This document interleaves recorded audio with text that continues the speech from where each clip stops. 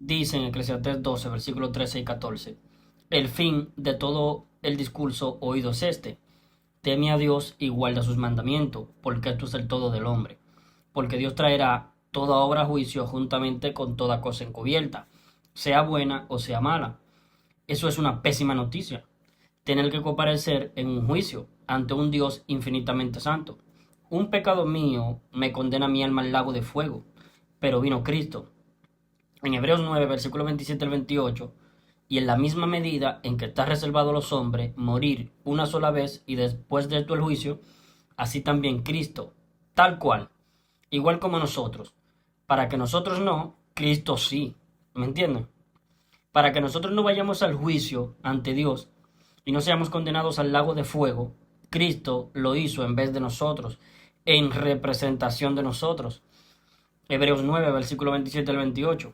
Y en la misma medida en que está reservado a los hombres morir una sola vez y después de esto el juicio, así también Cristo, una sola vez ofrecido para llevar sobre sí los pecados de muchos, así tal cual, como yo tenía que al morir ir a juicio, pasando por el infierno, ir a juicio y ser lanzado al lago de fuego, así también en sustitución de mí, para que yo no haga eso, para que no me suceda eso a mí, tener que ir al juicio, al lago de fuego, en representación de mí, en lugar de mí, tomando mi lugar, sustituyéndome Cristo a mí, para que yo no tenga que ir a juicio al lago de fuego. Lo hizo Cristo, lo padeció Cristo en sustitución de mí, en representación de mí, tomando mi lugar. Y en la misma medida en que está reservado a los hombres morir una sola vez y después de esto el juicio y el lago de fuego, así también Cristo una sola vez ofrecido en la cruz para llevar sobre sí los pecados de muchos. Por eso es que en 1 de Pedro 2:24 dice de Cristo, quien llevó él mismo nuestros pecados en su cuerpo sobre el madero. Entonces, cuando todos los pecados nuestros que cometeremos todo nuestro paso por este mundo, porque un solo pecado por sí solo, indistintamente de los demás, también se condena por sí solo con la muerte del alma. Así que lo tuvo que llevar todos, cargado Cristo en su cuerpo. Se tuvo que asegurar Cristo usando su presciencia, el preconocimiento anticipado de saber todas las cosas que han de ocurrir en el futuro antes de que ocurran, incluyendo todos nuestros pecados, hasta que nos muramos. Desde que nacemos hasta que nos morimos, lo supo todo, se los dejó todos cargar en él, para que la sentencia de la muerte del alma se aplicara sobre él respecto de todos nuestros pecados. Entonces, el alma de Cristo en sustitución de nuestras almas. La pena de muerte en contra de nuestras almas fue sobre Cristo. Entonces, nuestras almas quedaron salvadas de tener que morir por los pecados de nosotros. El que murió por los pecados de nosotros fue Cristo. ¿Me entienden? Entonces, y en la misma medida en que está reservado a los hombres morir una sola vez y después de esto el juicio, así también Cristo, enjuiciado en la cruz, llevando nuestros pecados, para que nosotros no tuviésemos que responder por nuestros pecados ante un juicio, ante el gran trono blanco. El que respondió por nuestros pecados fue Cristo en ese juicio en la cruz del Calvario. Y para que nosotros no fuésemos objeto de que se nos aplique la sentencia por los pecados, que es la muerte del alma en el lago de fuego, ser lanzado al lago de fuego, ese dictamen se le aplicó a Cristo, porque sobre Cristo estaban los pecados tuyos y los pecados míos. Entonces, Cristo padeció la muerte, padeció la sentencia, se le aplicó la sentencia a la muerte del alma, y el alma de Cristo entró a ese lugar, el lago de fuego, y de ahí volvió a tomar su vida, el inmortal, el alma inmortal de Cristo. Hay que leer Salmos 22, versículo 1 y 2. Dios mío, ¿por qué me has desamparado? ¿Por qué estás tan lejos de mi salvación y de las palabras de mi clamor? Dios mío, clamo de día y no respondes, y de noche y no hay para mi reposo. De día y de noche, de día y de noche, eternidad. En efecto, Cristo entró en la eternidad en estado de desamparo. Fue desamparado en la cruz. Elí, Elí, lama sabactani. Mateo 27, versículo 45 al 46. Entonces, En la cruz Cristo nos rescató el alma, pagando el precio completo en rescate de nuestras almas. Nos dio vida eterna, inmortalidad mediante el Evangelio, mediante la muerte de Cristo por los pecados de nosotros. Y es por eso que en Juan 5:24 Cristo dice, lo asevera dos veces, lo reafirma dos veces diciendo, de cierto. O sea, no puede haber algo más cierto que esto. De todas las cosas que son ciertísimas, esto es lo más cierto que hay. De cierto os digo, el que oye mi palabra, yo les doy vida eterna.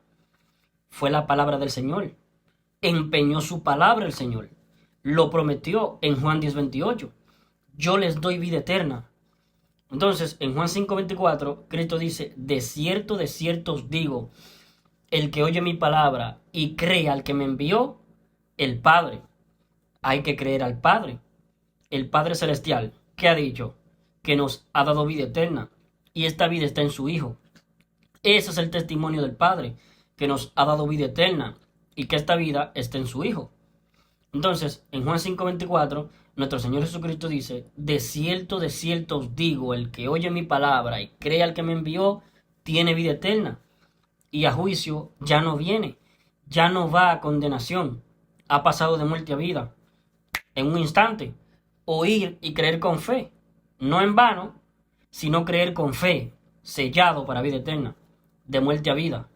No existe tal cosa en la Biblia como de muerte a vida y después de vida a muerte. No. De muerte a vida para siempre. Hay un punto de no retorno. O sea, la persona que entra por la puerta estrecha nunca retornará al camino ancho. Del camino ancho, entra por la puerta estrecha y ahí entró a un punto de no retorno. Vida eterna, inmortalidad. Del camino ancho a la eternidad, también tenemos un punto de no retorno. La persona en el camino ancho que muere entra a la eternidad, en un estado de desamparo eterno, y jamás podrá revertir esa condición. Es un punto de no retorno. Entonces, los dos únicos juicios finales que existen, en donde todos los delitos de pena de muerte contra el alma se han de ejecutar, son o en la cruz, ese juicio, todos los pecados se ejecutan en ese juicio, se enjuician las personas ahí en la cruz, o en el juicio ante el gran trono blanco. Entonces, tú tienes que optar. En ese juicio, en la cruz, todos los pecados tuyos se van a juzgar, tus conductas, todos tus pecados se van a condenar ahí. Fueron condenados en Cristo. Ya Cristo los pagó. Ya te salvó ahí. Ahí en la cruz nos salvó Cristo. Cristo a ti ya te salvó del infierno. Cristo fue enjuiciado en vez de ti, en vez de que tú fueras enjuiciado ante el gran trono blanco. Cristo fue enjuiciado en vez de ti en la cruz. En vez de tú responder por los pecados tuyos en el juicio ante el gran trono blanco, el que respondió por los pecados tuyos fue Cristo. Ese juicio ocurrió en la cruz del Calvario. Y en vez de que a ti se te aplicara la sentencia a la muerte del alma por pecar y fueras lanzado al lago de fuego, Cristo, desde la cruz, el alma del Señor, invisible a todo ojo humano, fue a parar a ese lugar. Y de ahí volvió a tomar su vida. Porque Cristo tiene la capacidad de entrar a la eternidad en el estado de desamparo eterno. Y de la eternidad volver a este mundo a tomar su vida física, entrando nuevamente en su cuerpo, que estaba inerte en la cruz del Calvario.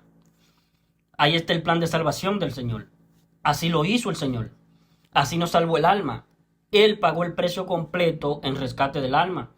Así tal como un alma tiene que ser condenada a la muerte eterna, fue condenada el alma de Cristo. La diferencia entre el alma de Cristo y nosotros es que Cristo es el Todopoderoso, el Inmortal. Él lo podía hacer por nosotros y lo hizo, mostrando toda su deidad, su poder infinito, su todopoderoso poder. Todo lo puedo. Por esto me ama el Padre, porque yo tengo poder para poner mi vida y volverla a tomar. Nadie me la quita, sino que yo de mí mismo la pongo. Tengo poder para ponerla, mi vida, en un cuerpecito que estaba en el vientre de la Virgen María en Belén de Judá, y tengo poder para volverla a tomar, mi vida. Este mandamiento recibí de mi Padre. Y este mandamiento, cuando Cristo sabía que estaba todo consumado, sabía que también estaba consumado el mandamiento del Padre, poner su vida y volverla a tomar. Sabiendo Jesús que ya todo estaba consumado, dijo para que la escritura se cumpliese: tengo sed. Juan 19:28. Y habiendo probado el vinagre, Cristo exclamó: consumado es. El precio está pagado en forma íntegra. Yo he pagado el precio completo en rescate de las almas humanas, una vez y para siempre, de una vez por todas, un solo pago. Entonces ya nosotros no tenemos que pagar nada más. Pero para poder confiar en esta obra de salvación, darle crédito al sacrificio de Cristo que ha redundado en la salvación de nuestras almas, en la vida eterna, tiene que ocurrirle el arrepentimiento en la persona, cambiar las creencias, los pensamientos que tiene respecto de cómo se encuentra él, moral, espiritual y judicialmente ante Dios. Si no ocurre este cambio en la manera de pensar, en la manera de creer, en la parte moral, espiritual y judicial, no podrá jamás llegar a creer que este sacrificio ha sido todo suficiente para darnos la inmortalidad. Y que ahora, a pesar de que nosotros podemos, no debemos, pero podemos pecar todo lo que queramos y nunca más pena de muerte para mi alma. Para llegar a creer eso, tiene que ocurrir el arrepentimiento. Que ocurre el arrepentimiento en ustedes. Arrepentíos para que puedan creer con fe en el Evangelio, en la salvación provista por Cristo en la cruz. La puedan creer con todo el corazón. Arrepentíos y creed en el Evangelio, para que seáis salvos de toda condena debida a los pecados. Maranata. Dios le bendiga.